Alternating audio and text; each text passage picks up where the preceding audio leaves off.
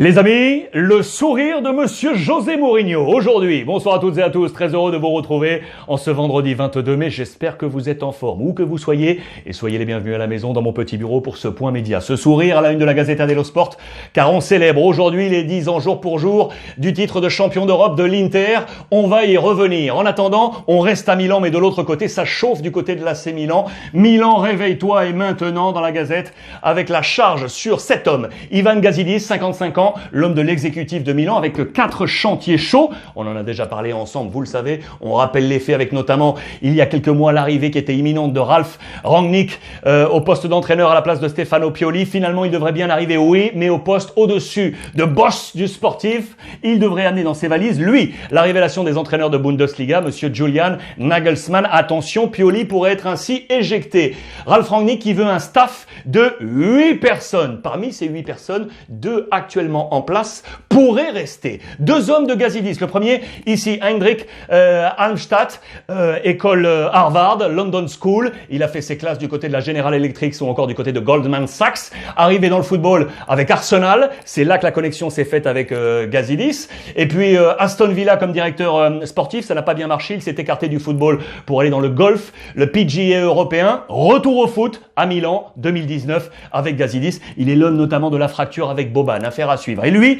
il est français. Geoffrey Moncada, il est patron des scouts de l'AC Milan. Je vous offrirai dans les prochains jours un éclairage d'ailleurs sur ce travail et cette structure. Ces 2 hommes pourraient rester dans le staff de Ralf Rangnick. Le deuxième dossier, c'est bien évidemment Paolo Maldini. Va-t-il rester, oui ou non, en fonction de l'arrivée de Rangnick? Le troisième, c'est Zlatan Ibrahimovic. Dans les colonnes du Corriere dello Sport aujourd'hui, regardez, no Ibra, no leader. Pas d'Ibra, pas de leader. Le doute plane, le vide plane sur l'AC Milan. On nous dit tout simplement que depuis le départ à la retraite comme joueur de Maldini en 2009, il n'y a plus de véritable capitaine emblématique. Les Baresi, les Maldini, il n'y en aurait plus. On pense bien évidemment quand même à Ambrosini du côté de Milan. Et on se dit que si Zlatan s'en va, il manquerait un leader. On a évoqué notamment Pepe Reina qui pourrait être de retour de près, qui pourrait prendre ce poste. Donnarumma, le jeune gardien, mais vous allez le voir que là, ça peut se compliquer. Et du coup, on s'interroge sur quel serait le leader prochain de l'AC Milan. Est évoqué également le possible retour de Thiago Silva. Tiens, l'homme justement du titre en 2011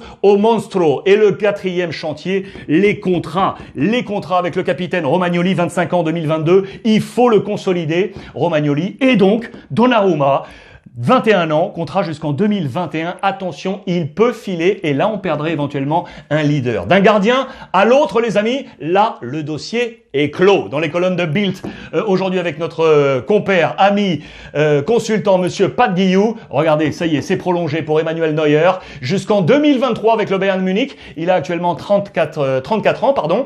Il devrait toucher entre 16-17 millions d'euros du côté maintenant du Bayern Munich. Cela ne va pas faire les affaires de cet homme. Ici, Alexander Nubel, qui a été signé en janvier dernier pour être gardien actuellement de Schalke. Il est toujours à Schalke, qui devrait arriver donc à l'été prochain. C'est déjà signé. Un transfert qui a été largement contesté, notamment par Joachim Löw, qui pensait que c'était pas une bonne idée. Et notamment pour le jeune joueur, preuve en est, c'est qu'il ne devrait absolument pas jouer, car Emmanuel Neuer, sauf blessure, a dit qu'il ne partagerait aucune minute. Il veut être le gardien du temple. Ça nous rappelle bien évidemment Oliver Kahn, qui a joué jusqu'à 39 ans. Bayern, époque 94-2008. Aujourd'hui, dans l'organigramme du Bayern, le futur grand patron du Bayern Munich, Manuel Neuer s'inscrit dans cette lignée. Effet de domino. Neuer prolonge au Bayern. Du coup, ça se débloque pour Ter Stegen.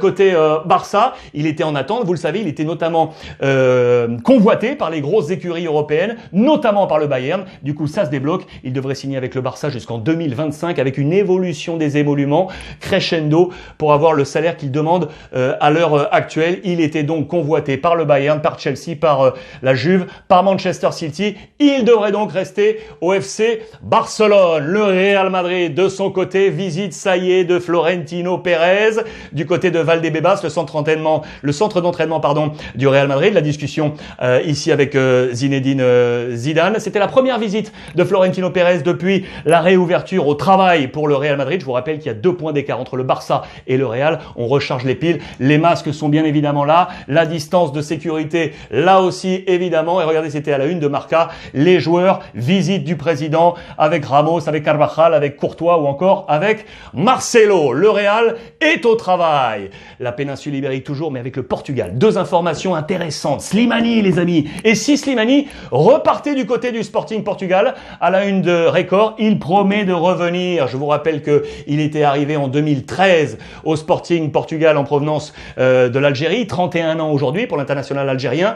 Il avait filé ensuite en 2016 du côté de Leicester.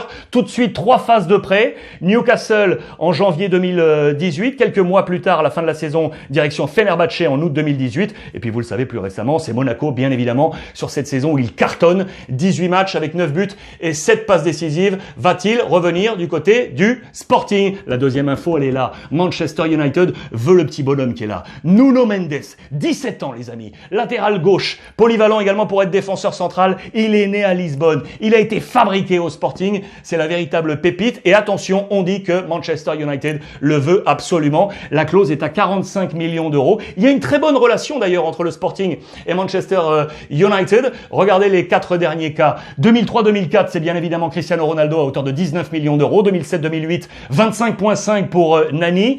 2014-2015, Marcos Rojo pour 20 millions et enfin l'été dernier, 55 millions avec une option de 25 millions en bonus, Bruno Fernandes qui était arrivé en provenance du Sporting. Dans cette opération, Manchester United avait déjà visé le petit Nuno Mendes sur ces 4 opérations, près de 120 millions d'euros pour le Sporting. Véritable talent, on sait que le Portugal est très très bon dans ce genre d'échange, à faire à suivre. Portugal toujours avec le Paris Saint-Germain, la piste Alex Telles qui se renforce, le latéral gauche. Là aussi, on parle de négociation, ça y est. Je vous rappelle que ce profil est un très bon profil de latéral gauche et notamment également sur sa puissance offensive. Regardez les 4 dernières saisons avec notamment ses chiffres clés au nombre de buts inscrits. Regardez, ça va crescendo. Cette saison, 10 buts marqués pour Alex Telles sous le maillot de Porto. C'est très très bon. C'est un joueur qui était arrivé en Europe en 2014 en provenance du Grêmio. Regardez, il était arrivé du côté de Galatasaray. Ensuite, un prêt à l'Inter Milan en 2015-2016. Puis donc le FC Porto 2016-2017. Porto doit le vendre. Il lui reste 1 an de contrat. Mais pour ne pas voir répéter ce qui s'était passé à l'été dernier avec Yacine Brahimi qui avait filé à Al Rayyan et avec Héctor Herrera, le Mexicain, direction l'Atlético Madrid. Été 2019, les deux hommes, 0 euros. Ils étaient en fin de contrat. On veut récolter de l'argent avec Alex Telles. On parle de 30-40 millions d'euros. C'est la clause. Paris pourrait négocier. 20 mai 2020. 22 mai, 2010, il y a 10 ans, l'Inter remportait la Ligue des Champions, son 3e trophée après les 2 orchestrés en 1964 et 1965, la grande joie de l'Inter, une joie et deux chapitres, le chapitre italien, le chapitre espagnol, vous allez comprendre. Chapitre italien, il est donc là, avec Zanetti le capitaine, victoire de l'Inter sur le Bayern Munich, 2-0, le Bayern de Van Gaal, l'Inter de monsieur José Mourinho, les deux hommes se connaissaient par cœur, l'époque de Barça, où Mourinho était l'adjoint de Van Gaal, ce Bayern Munich qui était énorme également, regardez, avec Van Bommel le capitaine, Robben était déjà là, Müller, Van Buiten, Altintop, Lahm était là également, Schweinsteiger qui était là, l'Inter Milan, je vous remontre cette composition d'équipe là aussi monstrueuse, regardez avec du Pandev, avec du Zanetti, du Cambiasso, du Samuel Eto'o, du Maicon que l'ami José Mourinho a voulu emmener, ensuite du Schneider, du Milito, l'auteur du doublé de la victoire. Superbe équipe, c'était l'année du sacre, c'était l'année du triplé pour l'Inter Milan qui avait été absolument fantastique. Zanetti, 36 ans, 700e match avec l'Inter pour ses 3 couronnes. Vraiment une très très belle année pour le président Moratti qui avait célébré tout ça du coup avec José Mourinho. Mais attention, il y a une deuxième histoire dans l'histoire, car sachez que ce soir même, le soir de la victoire, José Mourinho n'est pas monté dans le bus après le match, n'est pas rentré à Milan. Pourquoi? C'est ce même soir que l'entraîneur de l'Inter signait avec le Real Madrid. C'est absolument incroyable. Regardez cette petite photo qui a fait le tour du monde. C'est la poignée de main entre Florentino Pérez et José Mourinho. Sachez qu'une fois le match terminé, José Mourinho va monter dans la voiture de Florentino Pérez pour le rejoindre dans un restaurant. C'est là que le nouveau Real va se construire et notamment quelques semaines plus tard, voici les renforts signé José Mourinho, Di Maria de Benfica, de Stuttgart Khedira, du Werder Özil et Carvalho de Chelsea, son copain qui le suivra absolument partout. Une histoire, 2 chapitres pour ce sacre de l'Inter Milan. C'était donc le 22 mai 2010. Les amis, on se retrouve sur l'ensemble des réseaux sociaux avec le hashtag Ruiz Club et en attendant, comme tous les jours, profitez des vôtres.